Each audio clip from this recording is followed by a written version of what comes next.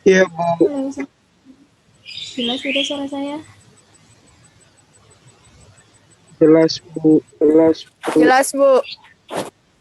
Yes.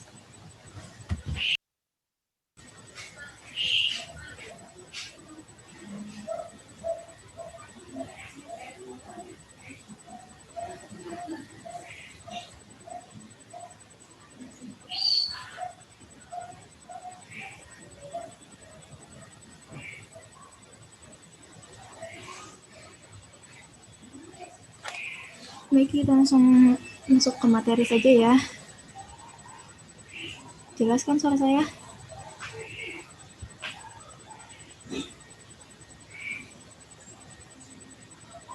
Masya Allah. Sekar, jelas tidak suaranya? Jelas, Kak.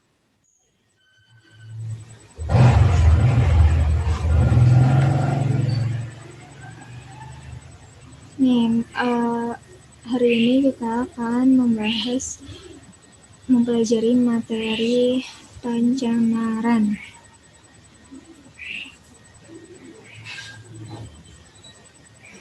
Sebentar.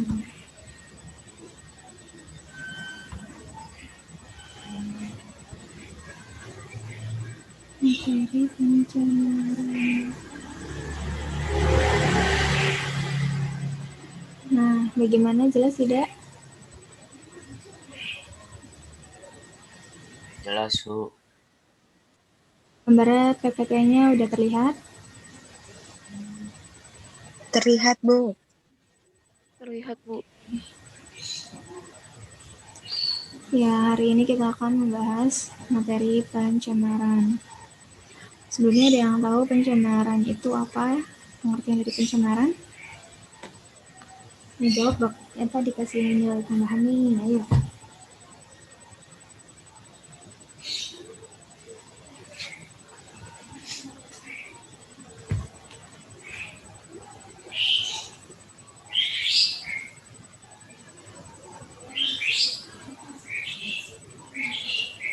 Ini nggak ada yang bisa jawab nih.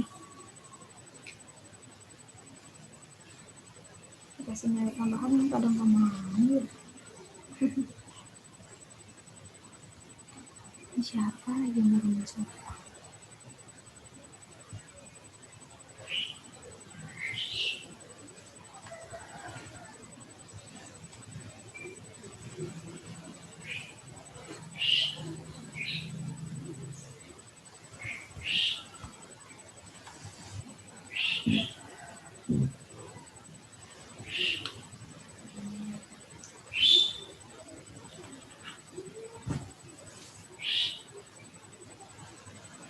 Ini beneran tidak ada yang ingin menjawab?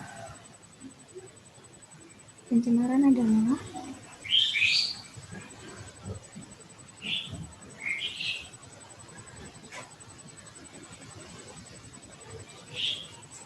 baiklah, jika tidak ada yang menjawab.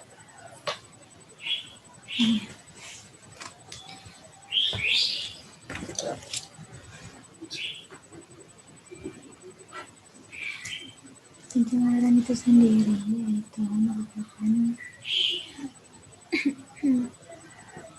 suatu perubahan ciri fisik, kimia, dan biologi dalam suatu lingkungan. Penyebabnya berasal dari bahan kimia, bahan radiasi, bumi, atau gas alam. Jelas suara saya? Kita jelas tidak suaranya? Kecil, Pak, suaranya. Kecil ya? Ini dulu, saya udah pakai headset kok.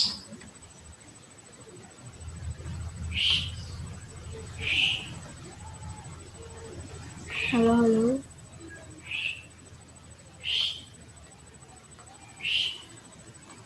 Tolong jawab dong. Halo. Sekar. Halo.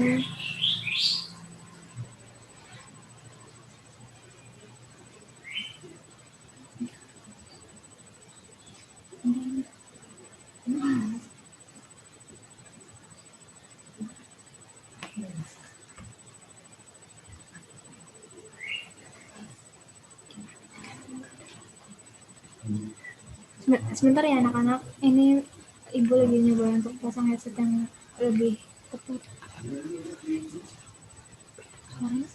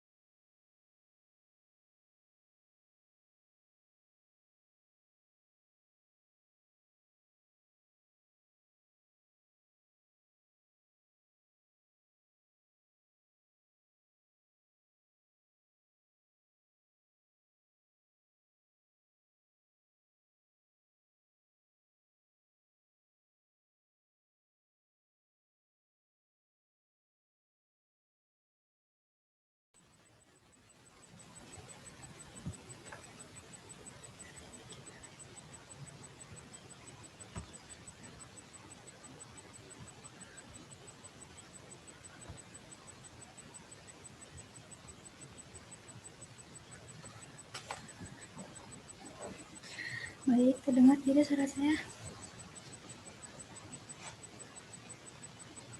Halo.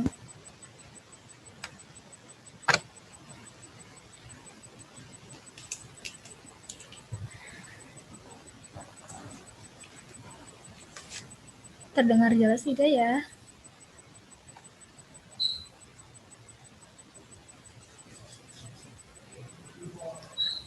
Halo, assalamualaikum semuanya. Terdengar tidak suara saya?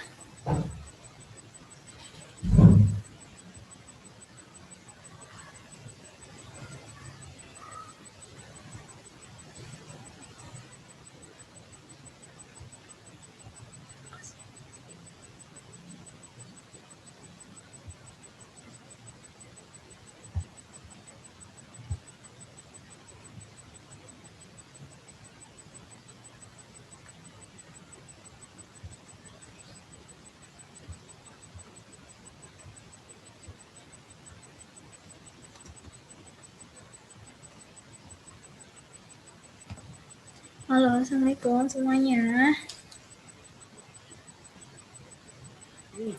Terdengar, Bu. Jelas tidak suaranya?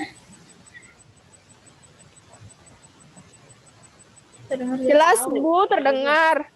Tolong dijawab dong ya, biar saya nggak teriak-teriak terus. Siapa aja yang mendengar tolong dijawab ya.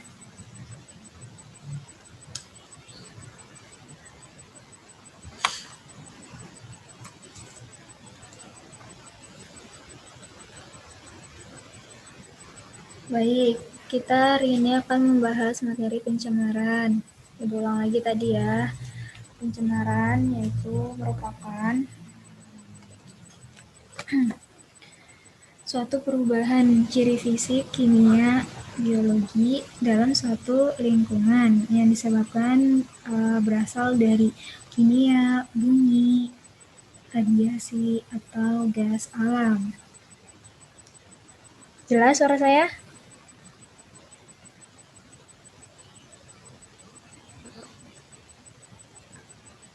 Angel, jelas tidak? Jelas, Bu. Jelas.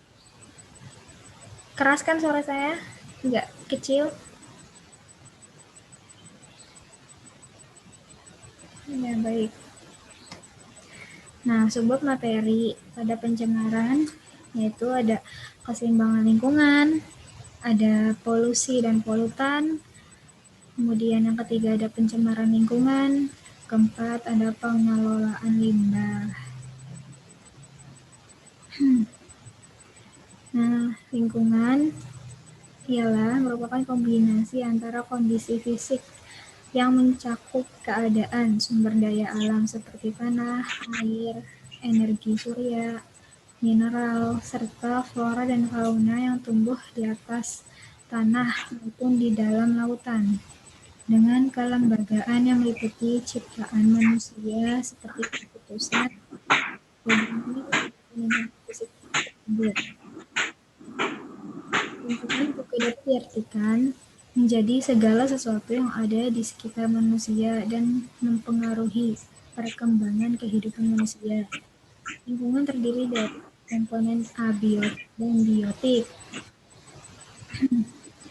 Nah, komponen abiotik itu ialah segala yang tidak bernyawa seperti tanah, air, gas, udara, cahaya, bunyi, dan lain sebagainya.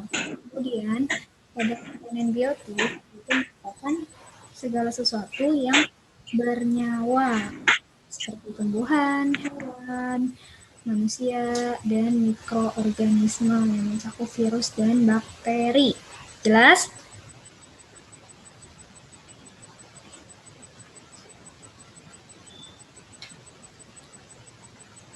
Kezia, jelas suara saya? Jelas, Kak. Terdengar penjelasan saya? Iya?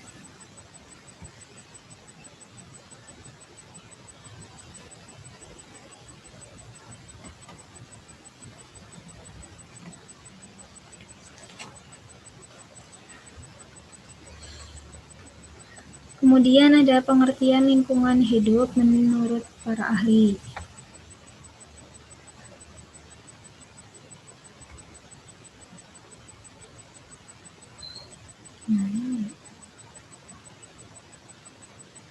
Nah, di sini ada 3 para ahli yang mencakup pengertian lingkungan hidup. Nah, pertama yaitu menurut Emil Salim.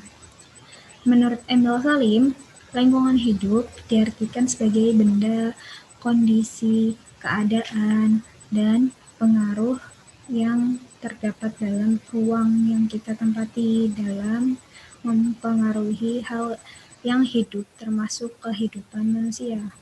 Definisi lingkungan hidup menurut Emil Salim dapat dikatakan cukup luas.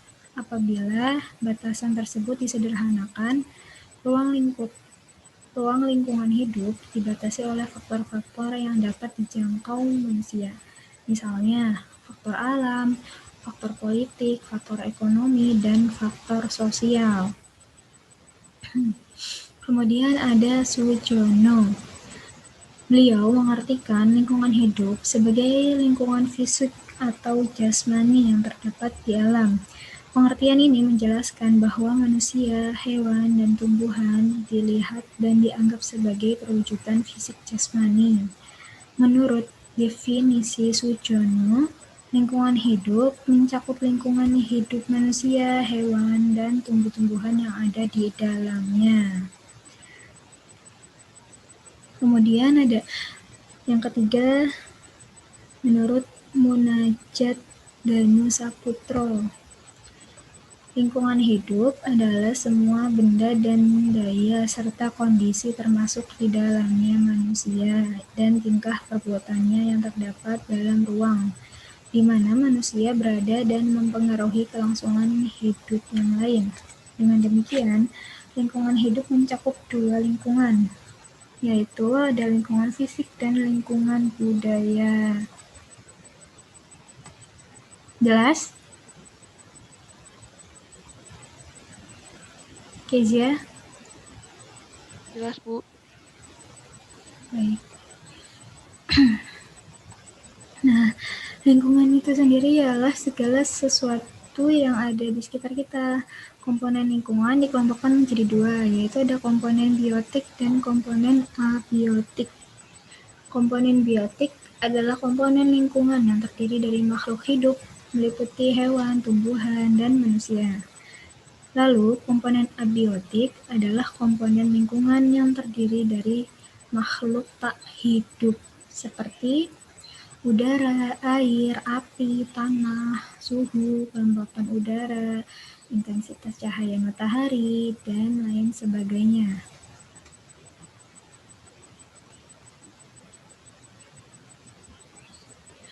Kemudian ada keseimbangan lingkungan. Dalam ekosistem yang seimbang terdapat dinamika rantai makanan, jaring-jaring makanan, dan piramida ekologi. Jumlah antar produsen, konsumen, dan pengurai ada dalam kata seimbang. Jadi jumlahnya itu tuh saling seimbang gitu ya, karena saling terpengaruhi. Itu yang dikatakan seimbang lingkungan.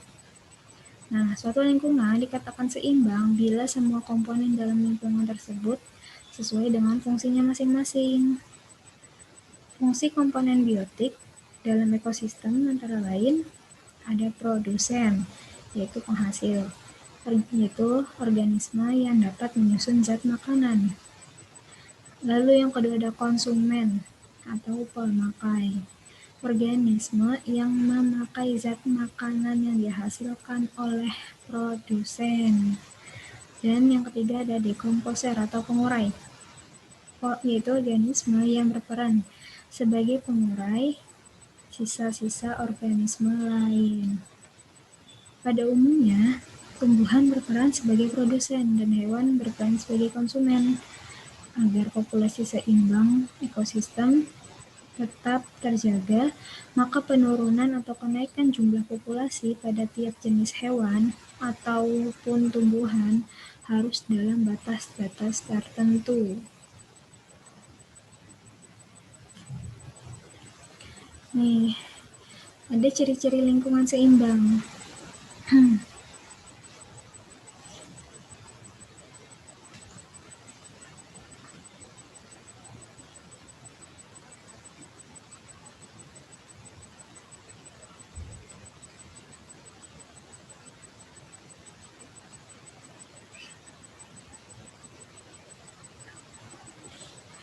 Kemudian ada ciri-ciri lingkungan seimbang. Yang pertama ada lingkungan di dalamnya terdapat pola-pola interaksi. Yang kedua, lingkungan yang